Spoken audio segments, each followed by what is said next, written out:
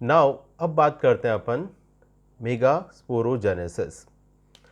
तो जैसे आप लोग सब जानते हो कि ये जो स्ट्रक्चर है, ये पूरा स्ट्रक्चर इट इज़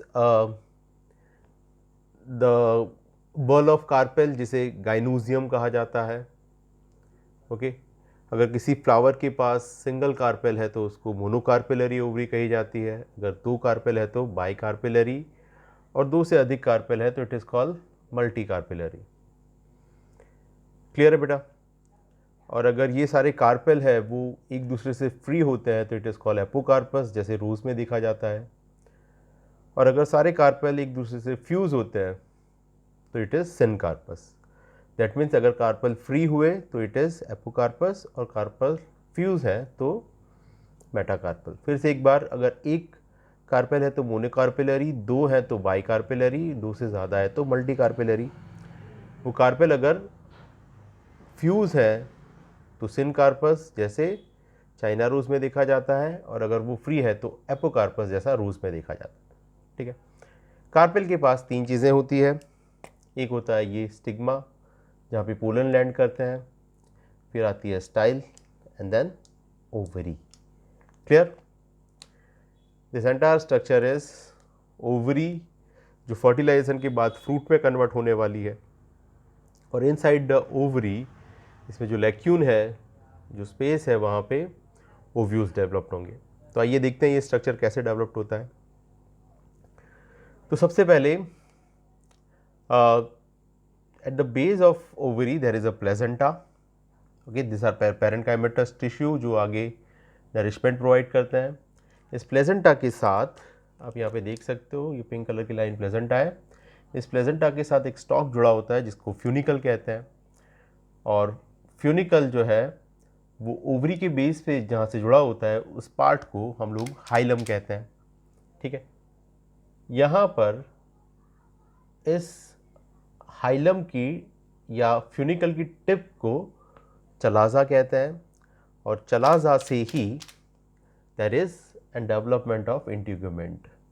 तो ये जो दो स्ट्रक्चर यहाँ पे हमने बनाए हैं, that is integument, it is outer integument, this वाला part is outer integument, sorry ये मार्कर थोड़ा नहीं चल रहा, आउटर इंटीग्यूमेंट, और ये वाला inner integument, outer and inner integument. Clear है बेटा? फर्टिलाइजेशन के बाद ये जो इंटीग्यूमेंट है they are going to be developed into seed के सराउंडिंग में जो कवरिंग होती है, that is testa and tegmen. ठीक है, inside the integument lots and lots of cells are there. These cells are called nucellus. क्या कहलाएंगे ये cell? They are called nucellus। और इन्हीं nucellus सेल में से कुछ सेल डेवलप्ड हो जाते हैं आर्कीस्पोरियल सेल में। ओके, आर्कीस्पोरियल सेल डिवाइड होंगे, बाहर की तरफ बनाएंगे प्राइमरी पैराइटल सेल, अंदर की तरफ primary sporogenous cell. Primary parietal cell एक आध बार डिवाइड होता है। Primary sporogenous cell itself is going to be converted into megaspore mother cell. तो हमारी जो प्राइमरी स्पोरोजेनियस सेल है वो कन्वर्ट हो जाते हैं मेगास्पोर मदर सेल में। तो आप ये अच्छा खासा स्ट्रक्चर सामने देख सकते हो कैसे बना। This is placenta, funicle, funicle का जो पार्ट प्लेजेंटा से कनेक्टेड है वो हाइलम कहा जाएगा। इस साल 2020 के एग्जाम में यही सवाल पूछा गया था कि part of funicle attach with the ovary, it is hilum. A very simple question. Clear? Now जैसे हमने कहा चलाजा के एंड से integument develop, this integument doesn't cover the ovary completely, one pore remain left and that pore is called micropyle. It is called micropyle, और यहीं से future में pollen tube जो है वो एंटर होगी। क्लियर? हमने कहा न्यूसेलस के सेल, न्यूसेलस के सेल में से कुछ सेल बन जाते हैं आर्किस्पोरियल सेल जो पेरिक्लिनिकल डिवाइड करते हैं। बाहर जैसे हमने एंथर में देखा था प्राइमरी पैराइटल सेल, अंदर primary sporogenous cell. Primary sporogenous cell ही बाद में बन जाते हैं megaspore mother cell which is diploid in nature. Clear? अभी जो मेगास्पोर मदर सेल होता है उस मेगास्पोर मदर सेल में मियोसिस होता है, meiosis 1 and 2, and as a result 4 cell are form. Clear? इन 4 सेल में से ये 4 हैप्लॉइड सेल हैं। ओके, इसी प्रोसेस को मेगास्पोरोजेनेसिस कहा जाता है। What is megasporogenesis? तो one can say that okay, from diploid megaspore mother cell, by the process of meiosis, the megaspore is developed, and this process is called megasporogenesis. Diploid megaspore में से meiosis के बाद जो 4 megaspore बनते हैं, इस process को मेगास्पोरोजेनेसिस कहा जाता है।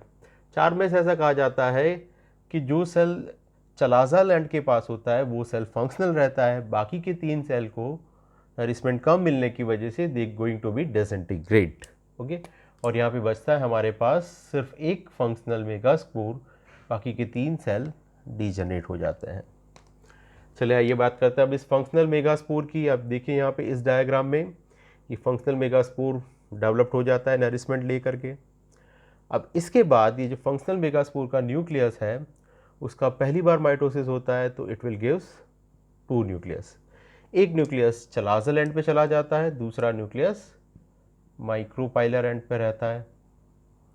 ओके, चलिए फिर से डिवीजन हुआ, ये फ्री न्यूक्लियर डिवीजन है, it is a free nuclear division. सिर्फ न्यूक्लियस डिवाइड होता है, उसके साथ साइटोप्लाज्मिक डिवीजन नहीं होता, मीन सिर्फ कैरियोकाइनेसिस होता है इनिशियली, साइटोकाइनेसिस अभी नहीं हो रहा।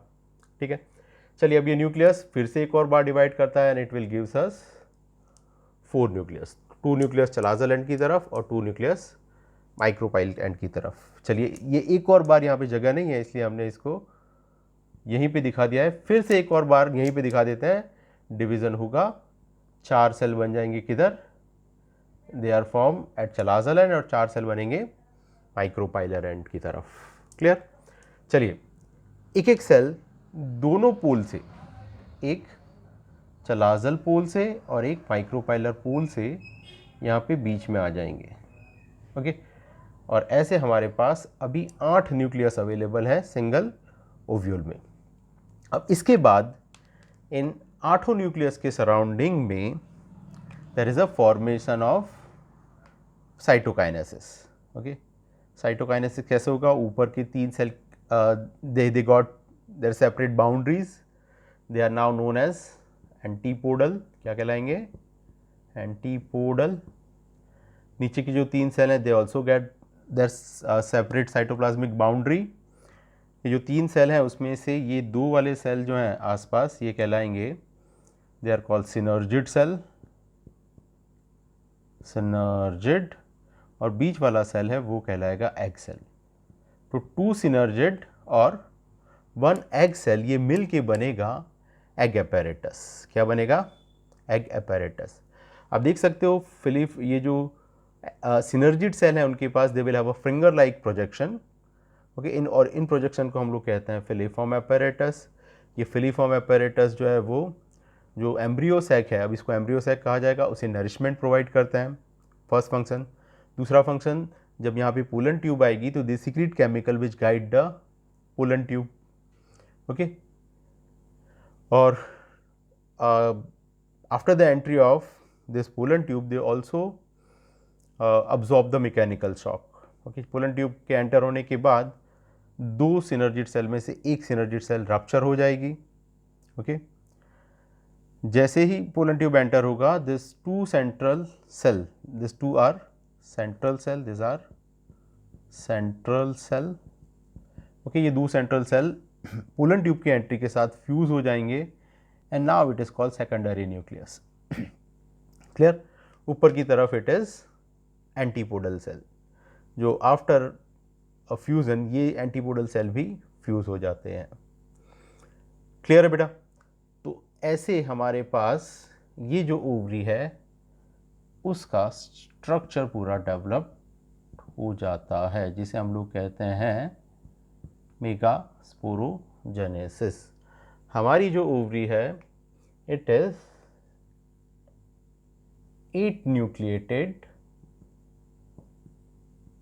7 सेल स्ट्रक्चर। क्लियर? एक दो बातें और है, यहाँ पे हम लोग देख सकते हैं कि जो भी डेवलपमेंट हुआ it is inside the ovule हुआ, बाहर कहीं पे डेवलपमेंट नहीं हो रहा है। तो ऐसा वाला जो डेवलपमेंट है उसे एंडोस्पोरिक डेवलपमेंट कहा जाता है, एंडोस्पोरिक। ठीक है, और यहाँ पे हम देख सकते हैं कि एक फंक्शनल मेगास्पोर से ही ये चीज़ें बनी है, इसलिए इस डेवलपमेंट को कहा जाता है मोनोस्पोरिक। ओके, अगर दो एम्ब्रियो सैक बने होते तो डाइस्पोरिक और बहुत ज़्यादा बने होते तो पॉलीस्पोरिक। ठीक है बेटा, तो यहाँ तक आपको याद रखना है मेगास्पोरोजेनेसिस। ओके, चलिए, thank you and take care.